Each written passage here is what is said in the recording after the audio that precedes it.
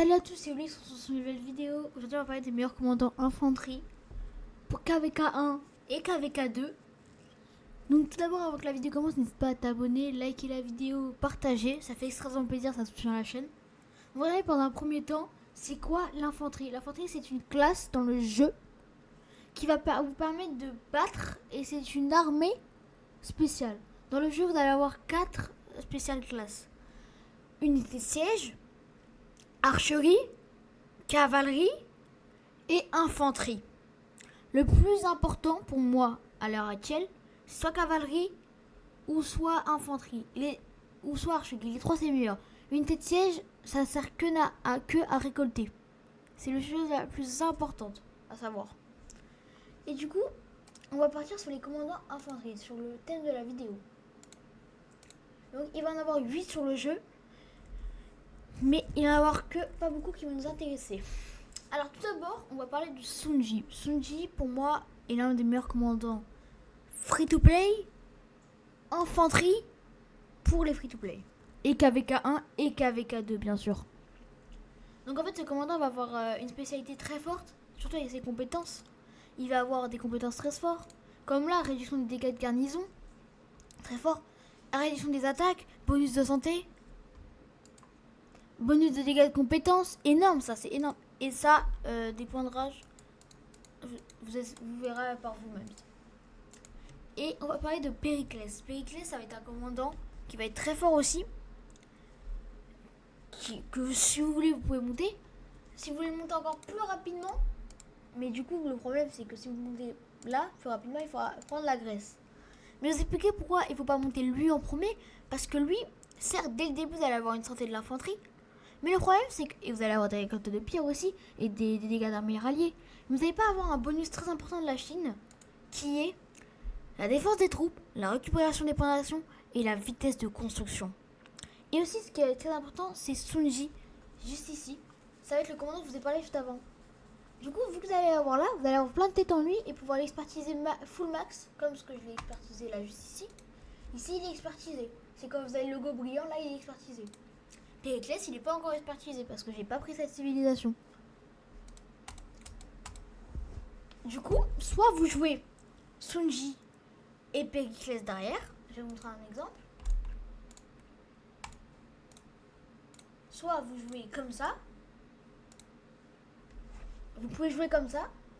Ou alors, une autre méta, qui est aussi très très très forte, aussi que beaucoup de joueurs jouent, c'est Côte de Fer. Pourquoi Côte de Fer? Parce que Côte de Fer a un dégât de zone. Et quand vous avez un dégât de zone, ça peut être très puissant. Vu que ça pourra attaquer plusieurs ennemis en KVK. Périclès n'a pas de dégâts de zone. C'est pour ça que les joueurs ne le jouent pas. Moi, je le joue parce que je trouve qu'il est fort. Et que j'ai mal aussi géré. Parce que je pense que quand je ferai un nouveau compte, je jouerai Côte de Fer pour voir. En fait, j'avais déjà fait un compte avant et j'avais déjà testé Côte de Fer. Et je voulais tester Périclès. Et du coup, je trouve que Côte de Fer est bien plus fort que Périclès. Et là, on va parler des commandants plus pay to win, qui sont plus réservés pour les gens qui dépensent. Les free-to-play, peuvent les jouer, mais ça va être plus important de jouer Sun Ji et Côte de Fer ou Périclès. Lui, bien sûr, vous ne le jouez pas. Ne le jouez pas. Montez le niveau 10 pour la puissance, pardon. Ne le jouez pas. Ça ne sert à rien. À rien du tout. Et là, on va parler de Char Martel. Un commandant très très très important. Pourquoi important? Parce que c'est un garnison. Ça veut dire qu'il va pouvoir faire des défenses. Comme là, c'est un très bon défenseur. C'est-à-dire que quand vous allez faire des rallyes ou que quelqu'un va vous rallier, vous allez pouvoir défendre votre base rapidement. Mais par contre, pour pouvoir l'expertiser full, ça va être très dur.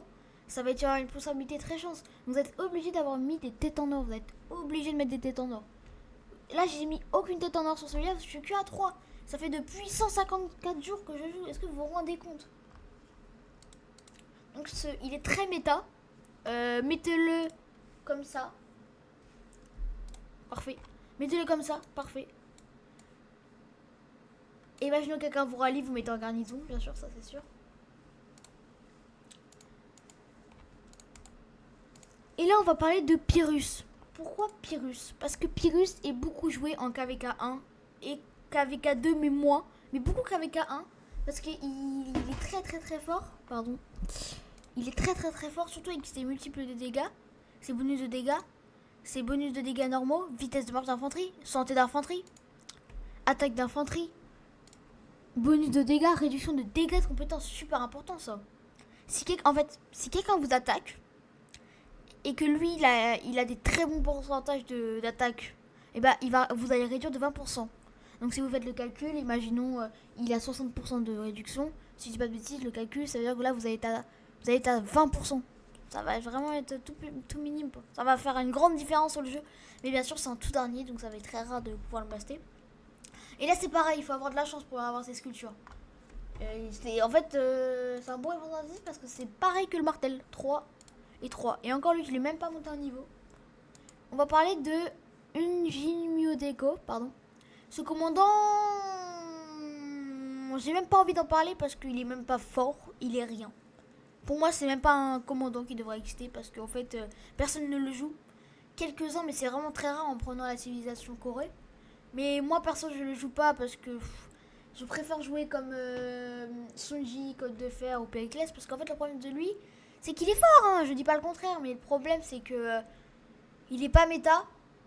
Et avec Sunji, c'est pas le top du top, alors que Sunji, c'est vraiment le premier qu'il faut mettre.